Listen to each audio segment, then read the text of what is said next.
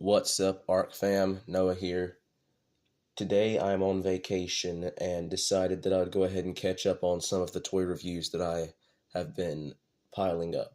So today up for review we have the Masters of the Universe MOTU Chronicles Battlecat. So as you can see, it has this very large window box packaging with the new Chronicles logo here, deluxe articulation at the base of the box. We have the Battlecat Fighting Tiger name, ages 6+ Mattel right here. Some fantastic artwork. Sorry if there's audio issues, I'm right near a frog pond. On the back side, we have some amazing artwork of the Chronicles He-Man on the Battlecat. I do believe that these are digital renders, or at least photoshopped for the lighting. Over here we have additional figure and accessory not included. Of course, talking about He-Man and the Power Sword. Down here we have the logo for the Chronicles, and then the Mattel Empowering Generations Through Play tagline. Up at the top we have the Battlecat Fighting Tiger name again. We have Cringer may look like Prince Adam's pet, but once He-Man raises the Sword of Power and calls upon the power of Grayskull, Cringer transforms into the mighty Battlecat. As He-Man's loyal friend and steed, he charges into the battle against Skeletor alongside the Masters of the Universe. Here on the side we have more artwork of Cringer. Sorry if the lighting's a little bit off. And then we have artwork of Battlecat down below that. And then we have a cross-sell showing off He-Man, Man-at-Arms, and Triclops, each sold separately, subject to availability. Colors and decorations may vary. So on the other side of the packaging, we have the artwork and the name Battlecat Fighting Tiger once more. And below that, we once again have the Chronicles Master Universe logo. So I'm going to go ahead and rip this guy open, and then we'll get a closer look at him. I would like to mention that I do not have any other Battlecats to compare in this video. Since I'm on vacation, I did not take the time to pack all the extra tigers. I actually purchased this one down here in South Carolina while I'm on vacation at the local Target. So when I get back home, I will do a comparison video between some of the different Battlecat figures. Let's get into this one though. Removing Battlecat and the tray from the inside of the packaging reveals some nice artwork of Castle Grayskull from the movie, as well as the statues we've seen in the trailers. The figure is tied down with many little plastic ties that also connect the tray to this cardboard insert. We have two ties inside here that go from here to here and here to here, and then we have a tie that connects to one of the paws down at the bottom right there. Here we have the new Chronicles Battlecat outside of the packaging. First off, I would like to say that this Battlecat is really well sculpted, really articulated and detailed. The size is fantastic. It is a little bit shorter in length than the Revelation Battlecat. However, in height, it is a little bit taller. It seems about maybe a couple inches taller than the Origins Battlecat, which stands taller than the Masterverse Battlecat. Of course, if we straighten these back legs some, I'm sure that he could be much larger if you wanted that, but it would kind of mess up the feline anatomy a little bit because, of course, the cat's back limbs are designed to be crouched a little bit, but you could make him a little bit taller like that, but it kind of looks a little bit strange. So I'm going to just go ahead and take off this helmet and get a closer look at this head sculpt. So this Battlecat has the glass eyes to where no matter how you move him, it looks like he's looking at you. So that's really cool. Head sculpt is really nice. Got some nice paint detail on the nose. Got some pink with black. A little bit of the lighter green around the upper lip. And then you have the closing jaw that also has the green there. The mouth is really detailed. Teeth are painted very well.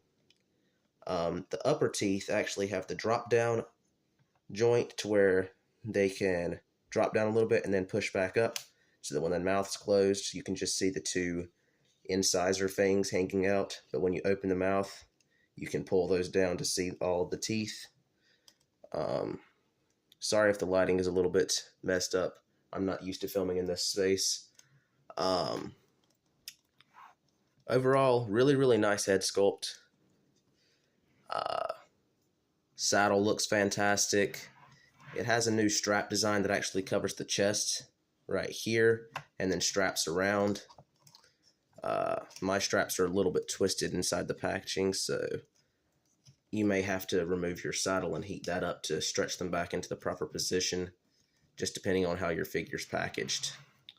Looking at the helmet right here, it has a okay design. I'm not a huge fan, but I don't think the original Battlecat helmet would have looked right on camera. In my opinion, this would be a really good Battlecat helmet if it didn't have these weird squared off earpieces. If it was just the top part of the helmet, which is very reminiscent of the original, and then these fangs that kind of remind me of the 2000X helmet design, I think that'd be better if you just kept it like that. Kind of looks like some sort of Roman gladiator Spartan helmet, but these weird pieces that go off to the side are just a little bit strange.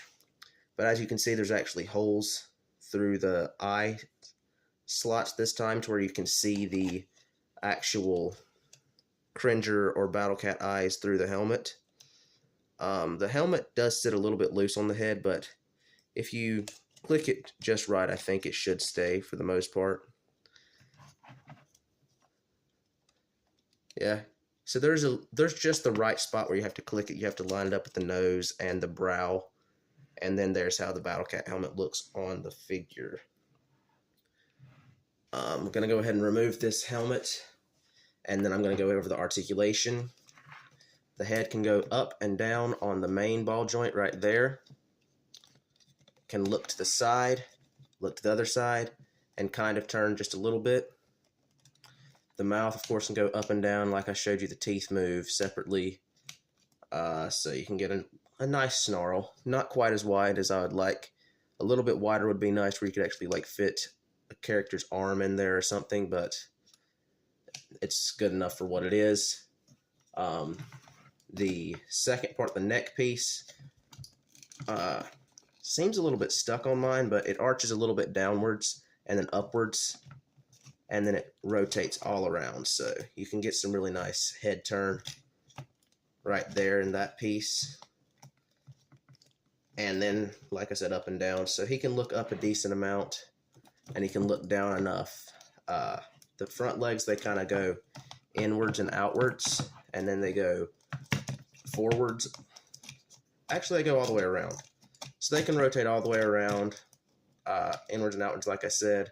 And then I guess what would be the elbow goes completely straight, inwards about that far, not quite 90, and then swivel.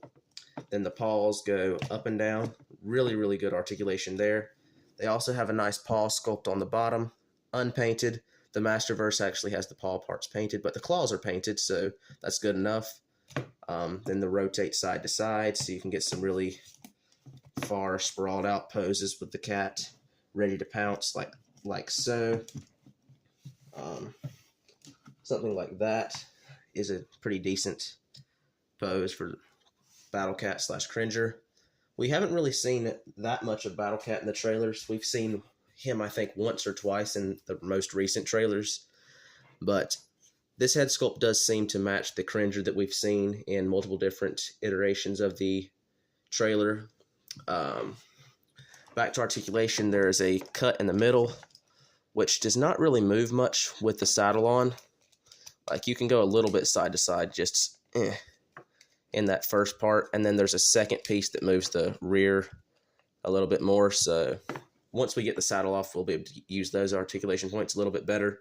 The back legs also kind of rotate outwards just a little bit, and then they also go forwards all the way around nice ratchet in there.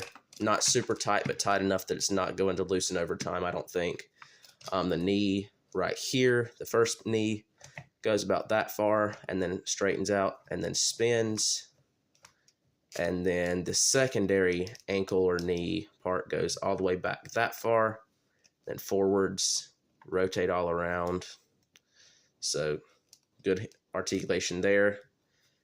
Foot has great range of motion, goes backwards, forwards, rotates all side to side, so you can get some really odd poses if you want to, or really dynamic ones if you're one of the people that likes taking their time and posing their figures around. The tail has one single articulation point, goes up and side to side, and I guess you can turn it upside down to where you can raise it like that. So pretty decent. Would be interesting to see the tail be a bendy wire to where you can actually pose it more. It's flexible plastic, but it's not a bendy wire. It goes back into place. And if you stretch it too much, you can tell the plastic is being stressed because it starts to turn a little bit whitish. So it's not a bendy wire, but it's decent overall. I'm going to go ahead and remove the saddle. So looking below, there is like a nice overspray on the stomach that gives like the same gradient as the chin. Maybe slightly different. Yeah, it's more of like a greenish cream color, whereas this is more of a whitish green on the face. Hopefully that's on camera. I can't really see if everything's in frame. But you have the first strap right here on the chest that can be unbuckled and then slid out. And then you have the secondary strap right here that can be unbuckled and then slid out. And then you should be able to just raise this off the body. This piece you have to get around that first neck joint and then slide it over the head. And then that's how you remove the saddle. And now let's get this cat back in a more natural position. The reason I have all these other figures in the background is because there is a mirror right where I'm filming, and I do not want to be filming myself right now. So those are figures that I will be reviewing also on this trip. So I have the core Wave 1 with He-Man, Teela, and Beastman, and then I have the core Skeletor off to the side as well. I have the deluxe Jaga Ghost variant and Mum-Ra animation inspired, and then I have the Origins He-Man and Spike-Or from the new movie too. Anyhow, this Battlecat now can arch upwards and down and then move side to side just a little bit. So that's about how much you get. So it's not much, but the upwards and downwards is all right. The back part can also move up and down just a little bit, so you can do a little bit of that action if you want to, and then side to side a little bit. So it's not really that much range of motion there. You would think with those extra joints you'd be able to actually get a nice side crunch, but not really. The saddle actually doesn't hinder that much. But yeah, you can get this Battlecat standing all the way up if you would like to, I do believe. I don't know why you would want to do something like that. But I think that with his overall articulation, if you use the tail as a... Ooh, this joint is really loose on this side. Wow, I don't know if you can see that, but that's just like jelly. Like, you might need to add some thing to tighten that if you have that type of problem on your Battlecat.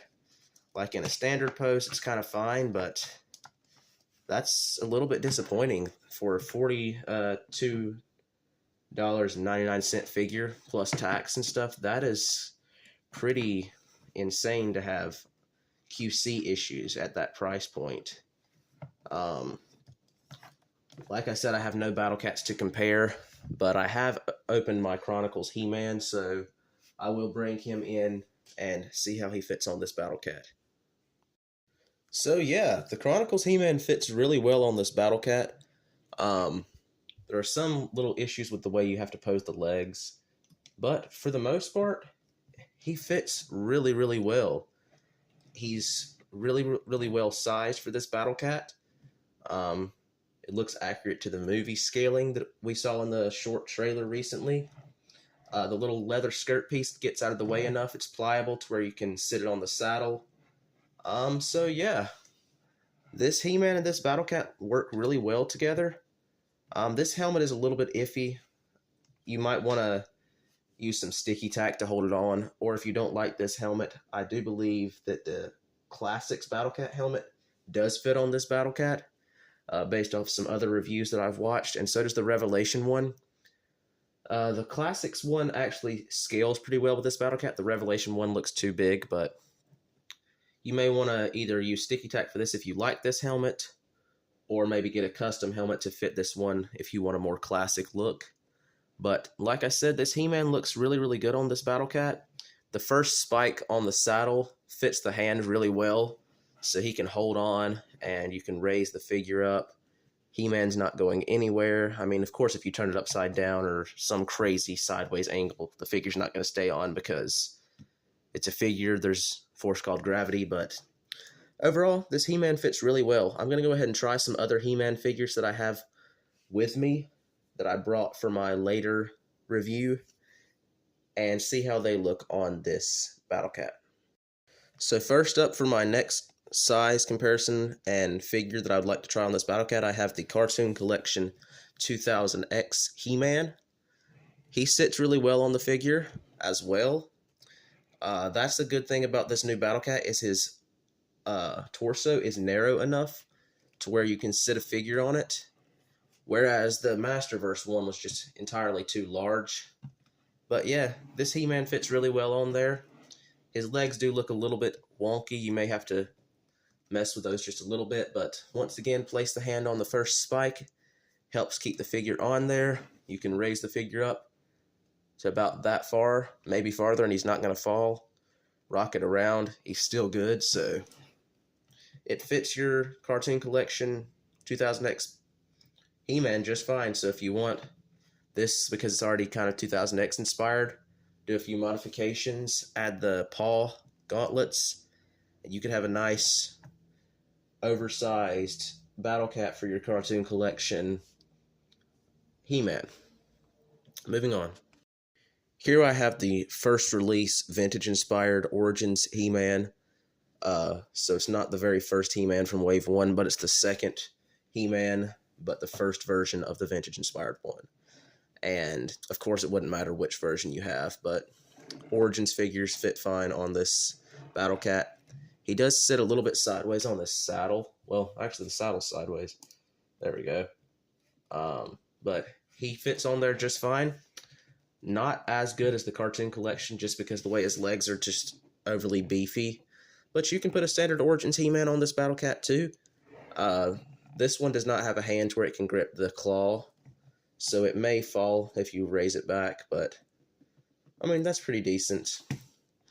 But yeah, standard Origins fits on this Battlecat just fine, and I'm sure that Cartoon Collection would as well. I do not have Cartoon Collection He-Man with me from like the Filmation style to prove that, but this He-Man fits fine. I'm going to go ahead and bring in a Masterverse and see how he fits on this Battlecat. The helmet just does not want to stay on this Battlecat, so I went ahead and removed it, but here we have the 40th anniversary / vintage collection He-Man, because if you didn't know, this is also considered the vintage collection He-Man. A lot of people are like, when is the vintage collection He-Man coming out for Masterverse? This is him. The 40th anniversary is the one that you need to purchase if you need the He-Man for that collection. The ankle joints are actually giving out on the back pretty easily. I keep finding the figure like that. I'm not sure if you can see, but it keeps slipping for some reason and not wanting to stay on all fours. But Masterverse fits on this figure just fine. It's a little bit hard to get these hips to spread and then lay properly. He-Man's kind of like leaning off to one side of the saddle. It's like something to do with the loincloth and the hips. But like I said, he fits on this Battlecat alright. Scales pretty well. So overall, Masterverse will fit on this Battlecat. I'm going to bring in one more Masterverse figure, the standard Revelation, because he has a different body scheme than the larger, beefier vintage collection. So here I have the Revelation He-Man on there, or the Jaundice He-Man. He, for some reason, does not want to sit 100% proper with the way his legs are. And the loincloth is kind of keeping him off the saddle, like, a lot. But he fits alright. Not perfect. Of course, it's not designed for this He-Man, so just in case you were wondering and wanting to use this for your Revelation He-Man, that's how he would fit on this Battlecat. A little bit of multiverse fun. Here we have the vintage-inspired deluxe Lion-O figure from Super 7, and he actually fits really, really well on this Battlecat. So if you want to have your Lion-O from the deluxe series riding on a Chronicles Battlecat, here's how that would look. So, I hope you guys enjoyed this video. Make sure to like, subscribe, ring the bell notification. I know there were a little bit of issues in this video. It's been a while since I've done actual reviews. I've been super busy, that's why I've been posting shorts and not full reviews. But I'm going to try to stay on top of reviews as much as possible with my schedule. So hopefully you guys enjoyed this video. And one last thing, I wanted to show how the Chronicles figures scale with the Battlecat. Here I have the 4 Chronicles figures that I actually have purchased so far. Inaugural Edition Scareglow, the Nicholas Galitzine He-Man, the Trapjaw, and the Skeletor. And I know everyone, Skeletor is portrayed by Jared Leto. Just because the character is portrayed by an actor that most people do not like does not mean you cannot view my Skeletor shorts. Go ahead and run down to my channel and hit the like button on my Skeletor shorts for both the core Skeletor and the Chronicles Skeletor, because I need some more views and some more likes on those videos. I hope you guys enjoyed this review. Catch you in the next one. Peace.